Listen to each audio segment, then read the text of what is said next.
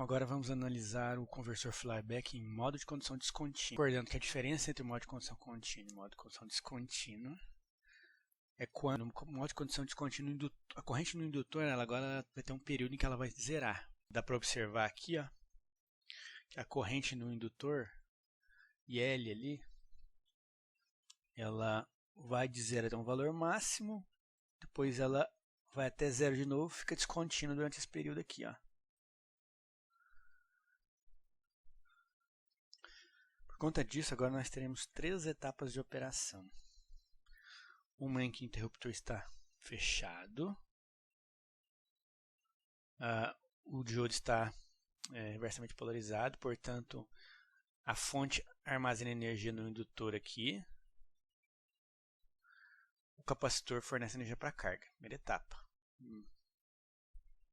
Segunda etapa, o interruptor abriu, a indutância de magnetização joga energia agora, joga energia para o secundário alimentando o capacitor e a carga. Exatamente como o buck boost faria, só que aqui a gente tem uma saída não invertida agora, quer dizer, a gente tem um transformador invertido para fazer com que a saída não seja invertida. Qual que é o diferencial então do modo contínuo para descontínuo? Agora essa corrente ela vai zerar, essa corrente aqui do meu indutor vai zerar, e a gente vai ter uma terceira etapa em que não existe corrente circulando. O interruptor está aberto, não existe corrente circulando nessa indutância de magnetização mais, isso aqui não existe, tá? Ela zerou. Como não existe corrente circulando, não vai ter tensão aqui também.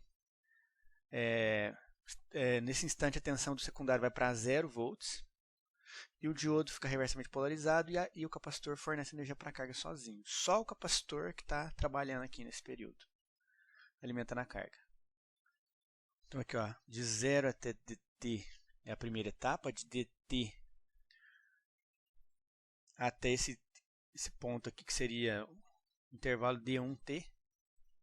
DT é a primeira etapa, D1T é a segunda etapa, terceira etapa, D2T, DWT, não sei como é que o livro chama. É o último intervalo. A soma dos 3 intervalos me dá o período. Podemos observar aqui, ó, a tensão sobre o indutor. Ó. Ela é VI quando o interruptor está fechado.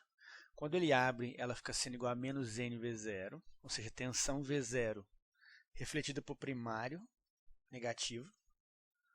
E depois, durante o intervalo em que a corrente zera, a tensão é 0, tanto do primário quanto do secundário, do seu flyback, do transformador de flyback ou indutor acoplado de flyback. Tá?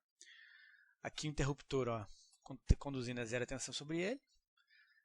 Depois ele vai a VI mais NV0 quando ele está aberto, a tensão B, né, consideravelmente elevada, maior do que do boost do buck, por exemplo. Depois ele baixa para VI quando ele está nesse instante aqui, nesse intervalo em que não tem corrente circulando. Ó, corrente no interruptor, no diodo. E a tensão do diodo D2. Lembrando, D2 é esse cara aqui, ó. Cadê ele? Ok, esse aqui é o diodo, é o VD. Não tem VD2, né? VD só. Só tem um diodo aí. Então vamos lá, como vocês recordam dos conversores anteriores, o modo de condução descontínuo tem várias equações diferentes do modo de condução contínua. Por exemplo, o ganho estático mesmo de tensão dele, ó. Lembra que lá era rendimento D sobre N1 menos D. Aqui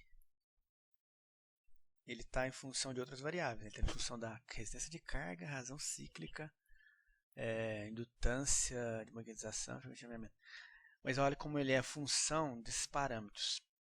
Considerando que a única variável aqui que você vai mudar, as duas únicas, são o D e o RL, observa que ele depende da razão cíclica, obviamente, mas ele depende também da resistência de carga. No caso do contínuo, ele não dependia da carga. Aqui a carga afeta já o ganho do conversor, a frequência, obviamente a indutância, mas esses que são parâmetros fixos, né, esses aqui. Então mudou a carga, você vai mudar a tensão de saída. É uma característica mesmo de modo descontínuo. Considerando, obviamente, razão razão cíclica fixa, tá? Malha aberta. Obviamente, se tiver uma alimentação, controle de malha fechada, ele vai mudar a razão cíclica para compensar isso e manter a tensão de saída no valor que você deseja.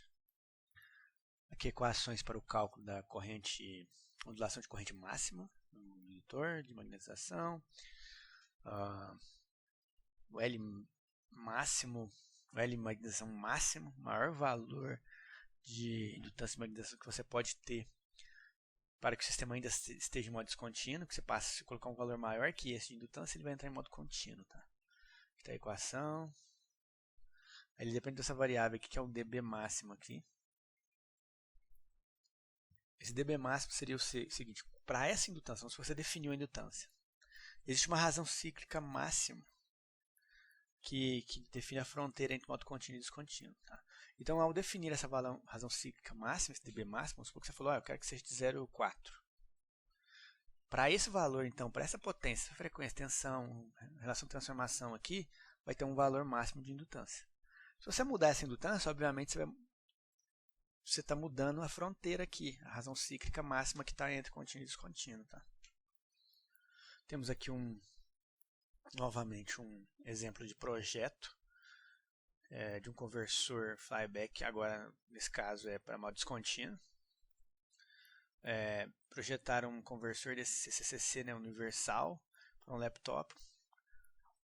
Quando ele fala universal, ele fala alimentação universal, que seria de 90 a 250 volts RMS. Aqui ele está colocando 85 a 264, que está considerando tolerância também. Um pouco abaixo, um pouco acima.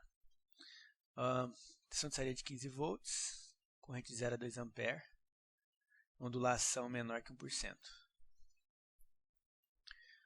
O projeto foi feito no MATLAB, seguindo exatamente o que está descrito no capítulo 5 do livro. Montei aqui todo o projeto. Opa, esse é o 5.4.8, eu estava mostrando o anterior. O contínuo, agora é o descontínuo. Está aqui o descontínuo.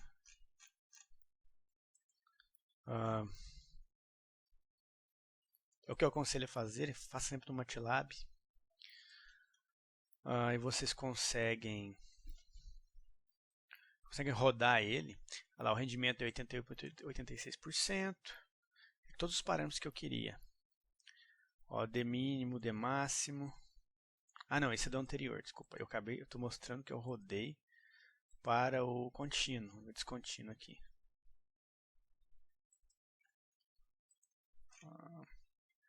Tá, rendimento mínimo 89,08%. Esses aqui são os valores corretos, tá? Estava com os valores errados do exercício anterior. Número de Spira 5, como foi feito no projeto aqui no MATLAB. Todos os parâmetros. Estou usando o D mínimo e o V e máximo.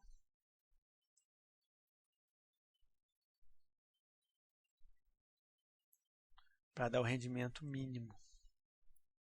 Se você usar o D máximo e o V e mínimo, você tem um rendimento também, mas só que ele é maior do que esse rendimento aqui. Então, eu peguei dois extremos. Tensão mínima com razão cíclica máxima e tensão máxima com razão cíclica mínima, calculei os dois rendimentos. O qual deu o menor rendimento é o pior caso, então é para ele que a gente está simulando. Tá? Beleza? Tá aí. Coloquei aqui a tensão. Tensão de saída está dando o valor lá de 15,06 volts, era para ser 15, está ótimo. Corrente. A corrente ela é descontínua, tá vendo? Aqui a tensão de saída, a corrente está aqui.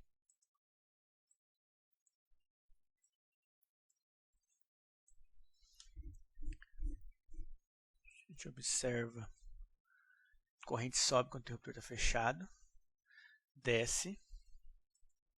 É aqui o tempo morto. Tá vendo essa oscilação aqui? A corrente era para ser zero, né? Essa oscilação se deve ao fato de que na minha simulação eu coloquei a capacitância aqui no interruptor. Então está tendo uma oscilação entre essa indutância e essa capacitância aqui. Comparando com a corrente no capacitorzinho, que é capacitor em paralelo com o interruptor, olha lá, oscilando a corrente dos dois. Os dois estão com a mesma corrente. Agora observando as correntes nos interruptor, no diodo e no indutor de magnetização. Observa aqui que nós temos a corrente do interruptor. Tá vendo que é difícil um pouco de enxergar porque existe relação de transformação, tá vendo? Essa corrente em verde aqui, ó, que você está vendo, que é a corrente de magnetização, no diodo de saída, como a tensão é menor, a corrente é maior. E ela vai ser maior quanto? 5 vezes, porque é a relação de transformação que a gente tem. Então, se eu pegar aqui, ó, nesse ponto aqui, ó, eu tenho 1,25 vezes 5 dá 6,25 no diodo. Ó. É 5 vezes a relação de uma para a outra. No interruptor, como ele está no primário, ele tem a mesma amplitude, que é a corrente de magnetização. Então estão referidos ao mesmo lado. Né? Esses picos de corrente aqui, obviamente essa simulação é ideal, tá? Mas como eu coloquei alguns elementos parasitas, principalmente o capacitor, a gente começa a ver esses spikes aqui, ó, que são as cargas e descargas desse capacitor parasita do interruptor aqui. Lembrando que capacitor parasita você vai ter nos transformadores, no diodo, todo mundo tem. Então você vai ter um monte de spikezinhos acontecendo aí na prática quando você montar seu conversor. Ó, o que vai acontecer? Na simulação que eu mostrei para vocês, não tinha indutância de dispersão no seu transformador ou no seu intercoplado. Aquilo que esses spikes que a gente viu eram só devido às capacitâncias do parasita do interruptor. Na prática, o problema é pior do que aquilo ainda, porque você vai ter as indutâncias parasitas. O que seriam indutâncias parasitas? Deixa eu ver se eu acho um modelo aqui. São, como eu comentei, indutâncias parasitas, não, desculpa, indutância de dispersão. Lembra que o acoplamento do transformador ou do indutor acoplado, ele geralmente não é perfeito, não é 100%.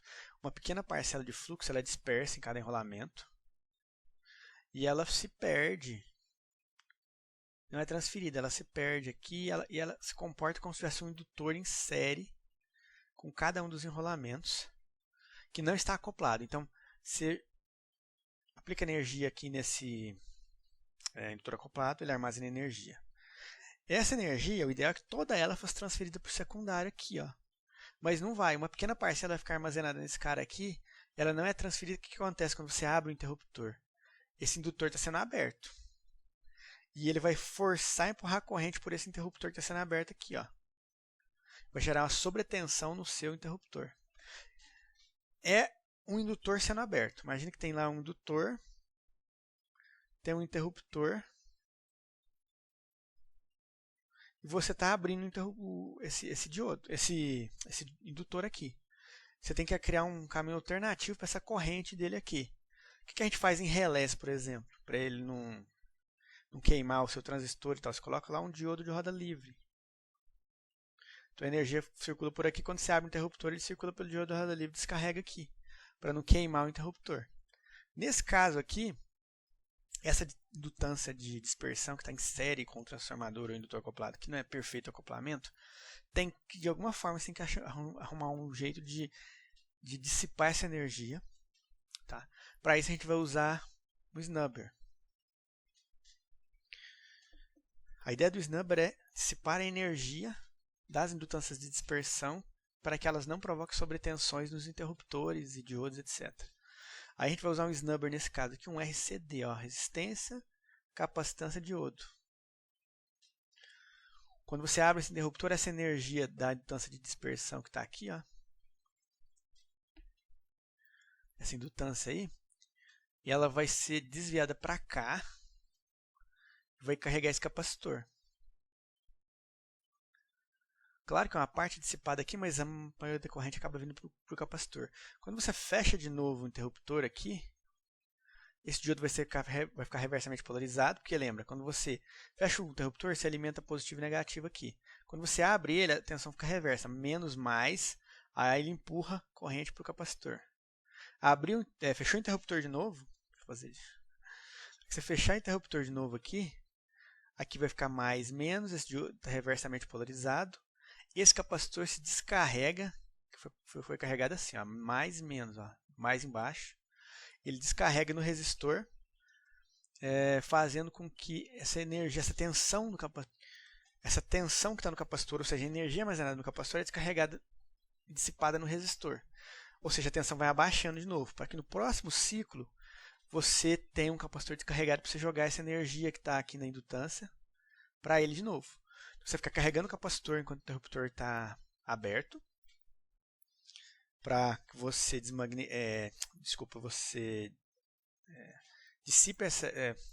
desvia essa energia que está na indutância de dispersão. Depois, quando o interruptor está conduzindo aqui, que ele está trabalhando normalmente, transferindo energia para cá, esse capacitor está sendo descarregado, para que ele esteja descarregado para o próximo ciclo. Então, você carrega ele, depois você descarrega no resistor. Quando fechou o interruptor, você está descarregando o capacitor. Abriu o interruptor, você está pegando a energia da dispersão e jogando no capacitor. Esse snumber ele é dissipativo, tá vendo o resistor aí? Ou seja, ele aumenta as perdas do seu conversor, tá? Mas isso aí eu não tenho que fazer. Essa indutância de dispersão, essa energia vai para algum lugar. Esse conversor vai ter mais perdas, obviamente, do que o buck boost que é isolado, que não é isolado. Então o buck boost não é isolado.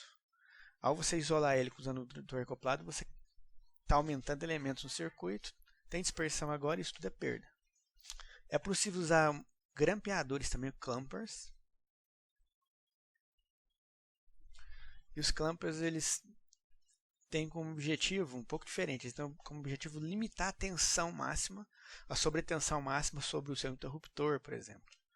Então a ideia dele é mais limitar a tensão. Você vai lá e projeta ele, por exemplo. Isso aqui era para ter em condições normais. Se não existisse a indutância de dispersão, vamos supor que a tensão era para ser sobre ele aí de 600 volts. Aí com a indutância de dispersão e com um snubber, você consegue diminuir o pico. O que seria o pico? Que vai além disso. Então ele iria em 600 normalmente, mas ideal. Real, vai ter um pico de tensão que pode chegar a 1000 volts, muito mais, dependendo. Você vai e coloca o snubber para diminuir isso, dissipar essa energia. O grampeador você projeta para limitar num valor de tensão. Então você fala assim, ó, até 700 volts ele vai. Então você projeta ele vai só até 700. Outro só até 800. Tá? Uma pequena diferença entre snubber e grampeador. Existe uma outra opção de flyback, conversor flyback, que é o de 2 transistores. Olha lá, two switch flyback. Ele é interessante, é uma solução melhor do que essa daí do flyback com um transistor, porque ele tem você vai obviamente aumentar o número de interruptores, você coloca mais 2 diodos, está aumentando também o número de diodos aí, porém ele não tem necessidade de colocar snubber de grampeador. Por quê? Porque quando você vai fechar o interruptor, você fecha os dois ao mesmo tempo. Então a corrente circula por aqui, normalmente.